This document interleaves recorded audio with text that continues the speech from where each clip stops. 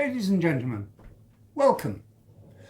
My name is Leckie, Dr Walter Leckie, and I'm here to tell you about the most extraordinary man I ever knew, Francisco Tarrega, the foremost player, teacher and composer of the guitar of his age, or I would say of any age.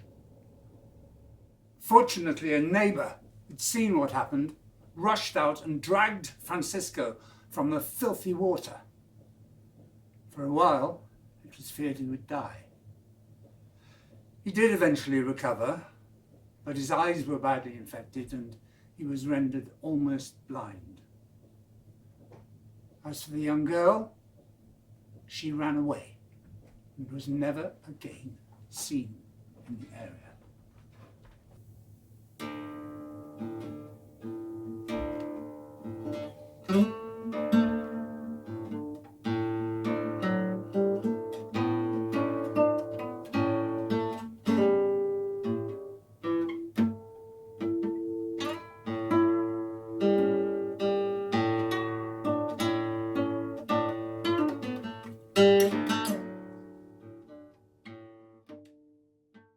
In London once, he lapsed into a state of complete misery.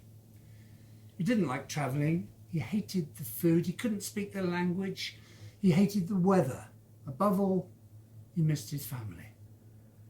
But I urged him to channel his feelings into music, and he came up with a sad little composition, Lagrima, Teardrop. It became one of his best loved pieces.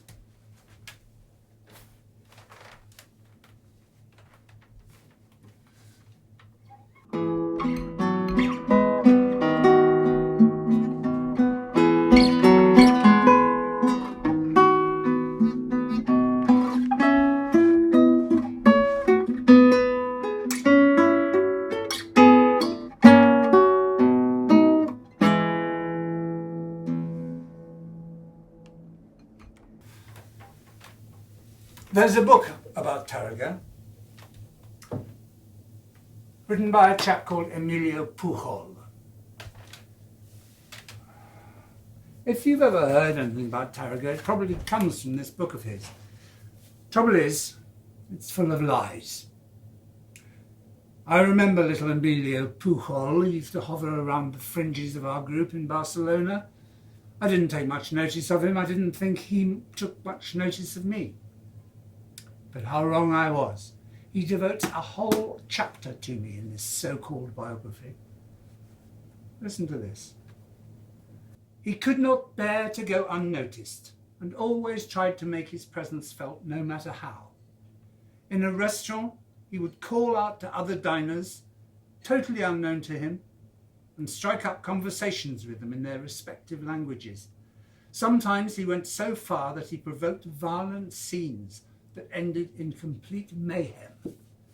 Well, you see, I don't remember it like that at all. These were adult, unbuttoned nights out, but I'm pretty sure a good time was always had by all. He visited the market every morning, stuffing his coat pockets with an extraordinary assortment of articles.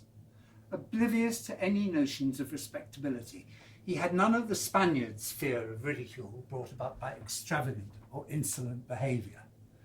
This lack of concern meant that those walking with him through the streets were in a constant state of apprehension.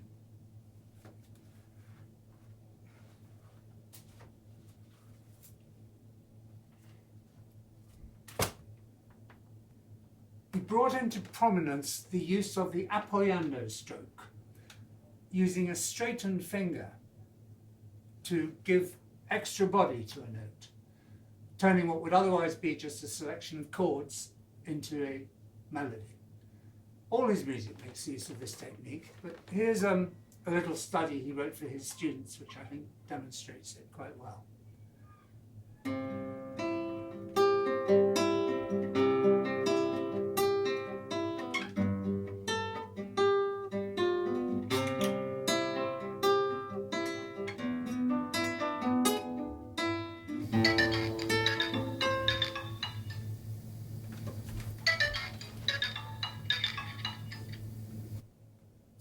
How splendid!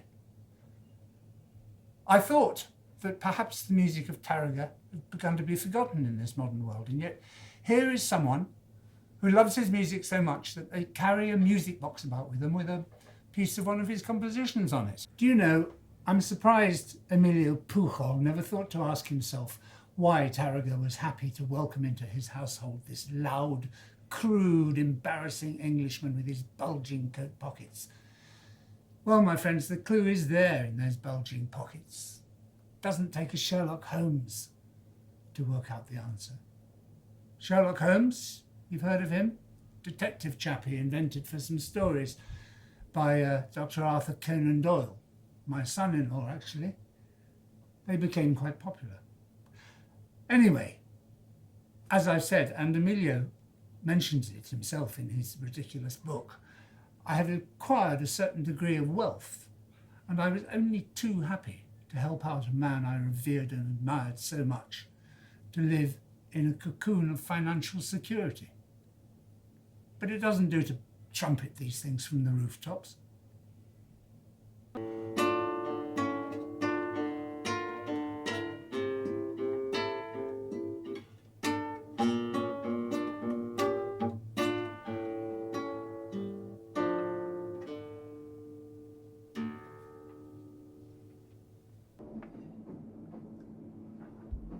That was the last thing my dear friend ever wrote.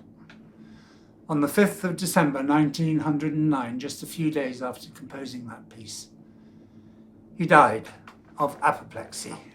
Nowadays we'd say a brain hemorrhage, aged only 57. I'm going to finish with what is perhaps his best known composition, certainly one of his loveliest, inspired by the great Palace of the Moors in Granada. The most beautiful building. If you've never seen it, I strongly urge you to go there as soon as you can. Meanwhile, while I play this piece, you may be able to hear and see the cool fountains forever playing in its sunlit courtyards. Recuerdos de la Alhambra. Memories of the Alhambra.